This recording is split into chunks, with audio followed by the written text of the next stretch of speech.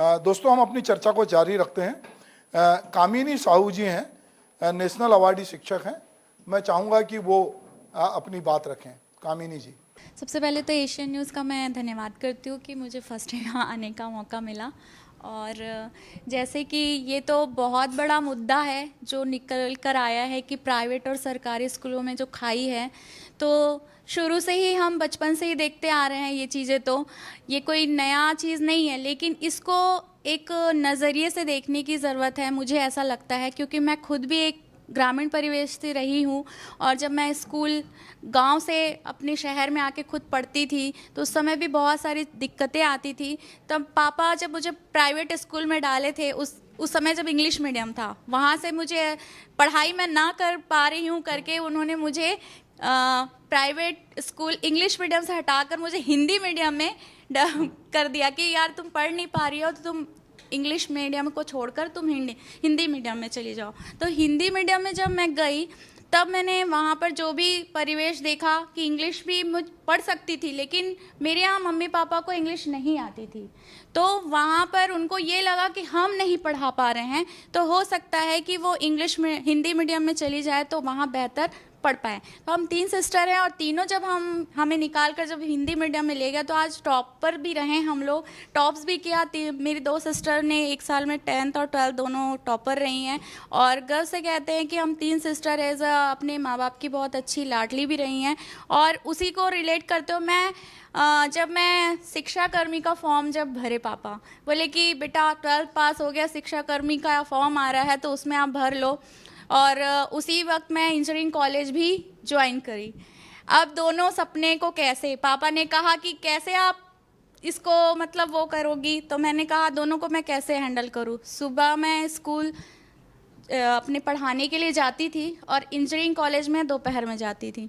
तो ये दोनों चीज़ें जब मेहनत और रंग लानी शुरू होती है, जब अपने ऊपर हम सेल्फ खुद सोचते हैं कि हम कर सकते हैं और बैक सपोर्ट अपने फैमिली का होता है, तो मुझे लगता है कहीं ना कहीं हम उस जगह पे पहुंच जाते हैं।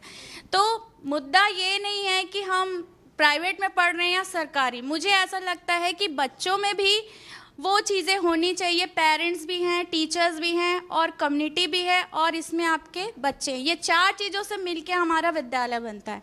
अगर ये चारों चीज़ें एक साथ एक दिमाग से चले तो हमारा जो पढ़ाई का स्तर है, क्योंकि समाज का आधार शिक्षा है कहते हैं, तो शिक्षा को बढ़ावा तभी मिल पाएगा जब चारों चीज़ें एक साथ कम्युनिटी जो बनी होंगी वो उसमें एक दो सभी की भागीदारी प्रॉपर होंगी।